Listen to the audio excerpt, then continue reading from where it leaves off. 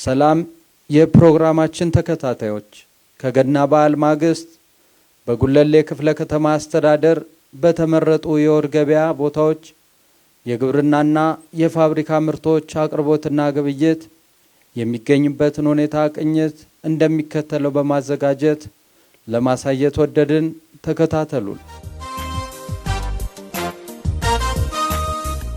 የጉለሌ ክፍለ ከተማ ወረዳ 4 የወር ገበያ ንግድ ላይ አገልግሎት ሰጪ የሆነው ወጣት ተስፋው እንደሻው እንደተናገረው የማህበረሰቡን ተጠቃሚነት ለማረጋገጥ በቀጥታ ከአምራች በማምጣት የኑሮ ውድነትን ጫና በመቀነስ ሰፊ ስራ እየሰራ መሆኑን እንደሚከተለው ተናግሯል። እኛ ከነጋዴዎች ከነሱ እኩል እቃ ጥራት ያለው እቃ ነው የምንይዘው። እነሱ ጋር ለምሳሌ ሽንኩርት ከ45 እስከ 50 ይሸጣሉ። 45 ብለን እንያዘው ማክሲመም። እኛ በ30 ብር ቆንጆ ሽንኩርት ነው የምንጭነው። ቲማቲምም እነሱ ጋር 40 ብር ነው፣ እኛ ጋር 25 ብር ነው። 25 ብር ከነሱ ያላነሰን ምርት ነው የምንይዘው። ድንችም እንደዛው እነሱ ጋር 40 ብር ነው፣ እኛ ጋር 30 ብር ቆንጆ ድንች። ነጋዴዎች ጋር ካሮት 90 ብር ነው፣ እኛ ጋር ከ50 እስከ 55 ወረዳ 55 ብር ነው የሚሸጠው። ብዙ ዲፈረንስ አለን። ጥሩ ነገር ነው የምናቀርበው፣ ምርጥ ነው የምናቀርበው።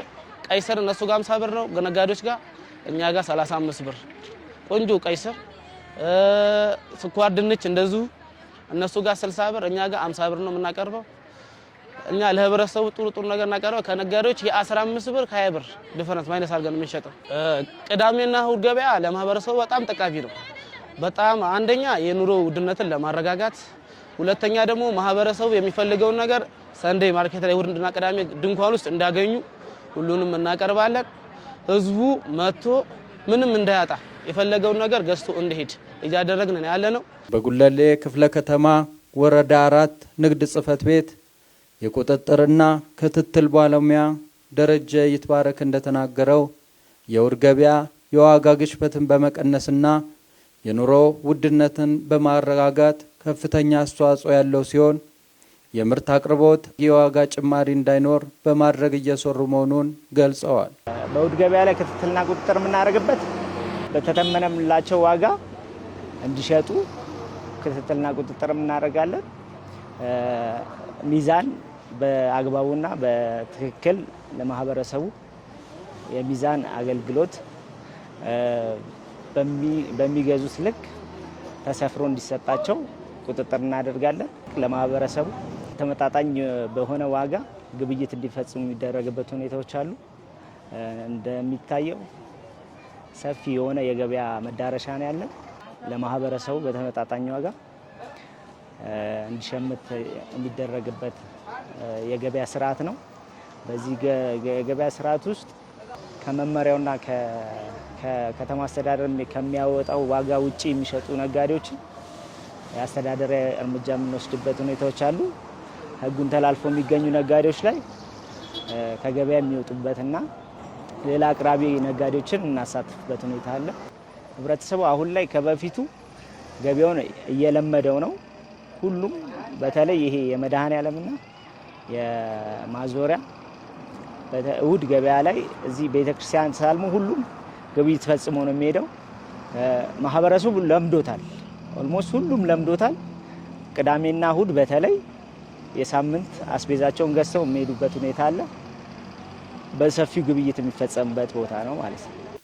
በወር ገበያ ተጠቃሚ የሆኑት እንደተናገሩት የወር ገበያ የድሃውን ችግር የቀረፈና ማህበረሰቡ እንደየአቅሙ የሚሸምትበት ሲሆን ከነፃ ገበያ ጋር ሲነጻጸር ሰፊ የዋጋ ልዩነት ያለው በመሆኑ ነዋሪው በወር ገበያ እንዲሸምቱ ሀሳባቸውን ሰጥተዋል። የሰንበት ገበያ ለገዛን የመጣሁት እና በጣም ታትራፊ እዚህ ሰንበት ገበያ ያው በጣም ቆንጆ እንትን ነው። ለምሳሌ የ30 ብርና የ50 ብር ለውጥ አለው። ተነጋዴዎቹ ማለት ነው። እኔ በሳምንት ነው የምገዛው። ሁልጊዜ በሳምንት ቅዳሜ ነው የምገዛው እና ተቲማቲምም ተድንችም ገዛለሁ። በጣም ጥሩ ነው። ለምን ሰንበት ገበያ ማለት ቅናሽ ነው። ሰንበት ገበያ ማለት ደግሞ የድሃው እናት ነው። የአቅሙን ያክን ገዝቶ ይሄዳል። የአቅማችን ያክን ገዝተን እንሄዳለን። በዚህ ላይ በጣም ሁሉም አይነት ነው ያለው። ተድንችም አለ፣ ተካሮትም አለ፣ ተቲማቲም አለ፣ ተቀይ ስርም አለ፣ ተሁሉም አይነት አለ። የምንፈልገው እቃ እዚህ ውስጥ እናገኛለን።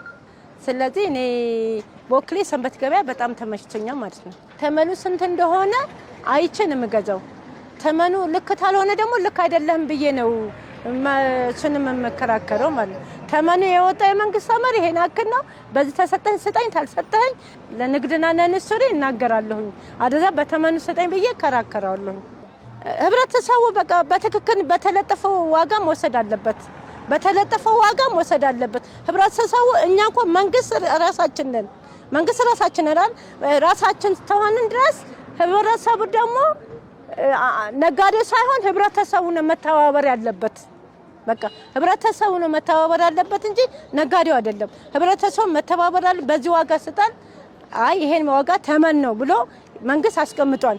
በተመኑ ዋጋ ደግሞ መውሰድ የሚገባን እኛ ነን። በመጨረሻም የጉለሌ ክፍለ ከተማ ንግድ ጽሕፈት ቤት ኃላፊ አቶ ዮሐንስ ነጋሽ እንደተናገሩት የወር ገበያ በተመረጡ ቦታዎች የኑሮ ውድነትን በማረጋጋት ሰፊ ስራ እየተሰራ ሲሆን ከአርሶ አደሩ ጋር ትስስር በመፍጠር በርካታ የግብርና ምርቶች በተመጣጣኝ ዋጋ በማቅረብ የዋጋ ጭማሪ እንዳይኖር በተገቢው መንገድ ባለሙያዎች እየተቆጣጠሩና ክትትል እያደረጉ እንደሚገኙ ተናግረዋል። በክፍለ ከተማችን በጣም የኑሮ ማረጋጋትን ስራ ለመስራት በጣም በርካታ ስራዎች እየሰራ ነው የምንገኘው። ከዚህ ውስጥም አንዱ የእሁድ ገበያዎችን ተደራሽነት ማስፋት ነው። እንደ ክፍለ ከተማችን አጠቃላይ ቀድሞ የነበሩ 28 ነበሩ። አሁን ወደ 31 መዳረሻዎች ደርሰዋል። በእነዚህ ውስጥ በጣም በርካታ ምርቶች ይገባሉ ማለት ነው። ስለዚህ አንደኛው ከምርቶች ውስጥ አቅርቦቱን በስፋት ማየት ነው። ከአቅርቦት አኳያ የሽንኩርት፣ የቲማቲም፣ የድንች እና አጠቃላይ ለማህበረሰቡ ጠቃሚ የሆኑ ምርቶችን በተመጣጣኝ ዋጋ እያቀረብን ነው የምንገኘው። የባለፈው የገና በዓልን አሁን አጠቃላይ ከአምራቹ ጋር ትስስር በመፍጠር ከክፍለ ሀገርም ጭምር ነጋዴዎች ከጅምላ ነጋዴዎች ጋር ትስስር እንዲሁም ደግሞ አጠቃላይ ከአርሶ አደሩ ጋር ትስስር በመፍጠር ለማህበረሰባችን በቂ የሆነ ምርት በማቅረብ የኑሮ ማረጋጋቱን ስራ ስቴብል አድርገነዋል ማለት ነው። ይሄንን ስንመለከት እንደ ክፍለ ከተማችን ከጥቅምት ጀምሮ አጠቃላይ ጥቅምት፣ ህዳር፣ ታህሳስን ማዕከል ስናደርግ አጠቃላይ የዋጋ ግሽበቱን ለመቆጣጠር ጥረት ያደረግንበት ሂደት አለ ማለት ነው። በፐርሰንትም ስናሰላው በእያንዳንዱ ምርት ላይ ከ15 እስከ 20% ቅናሽ ያሳየንበት ሂደት እንዳለ አይተናል ማለት ነው። ይሄንን መነሻ በማድረግ የዋጋ ጭማሪ እንዳይኖር ቁጥጥር እያደረግን ነው የምንገኘው። በዚህ ሂደት ውስጥ የባለሙያዎች ደንብ ማስከበር፣ ሰላምና ጸጥታ በቅንጅት የዋጋ ጭማሪ እንዳይኖር ክትትል እየተደረገ ነው የሚገኘው። በዚህም የዋጋ ጭማሪ ያደረጉ ነጋዴዎች ላይ 4 የሚሆኑ ላይ እርምጃ ወስደናል ማለት ነው። ከጽሁፍ ማስጠንቀቂያ ጀምሮ እስከ ማሰናበት ደረጃ የደረሰበት ሂደት አለ። የቁጥጥሩ ሂደት የእኛ ባለሙያዎች፣ የቁጥጥርና ክትትል ባለሙያዎች፣ የግብይት ባለሙያዎች በስነ ስርዓት በተባለላቸው ሰዓት በቦታው ተገኝተው ቁጥጥር እያደረጉ የዋጋ እንቅስቃሴው በተሻለ የግብይቱ እንቅስቃሴ ሸማቹንና ገበያውን የማገናኘት ስራ እየተሰራ ነው የሚገኘው ማለት ነው።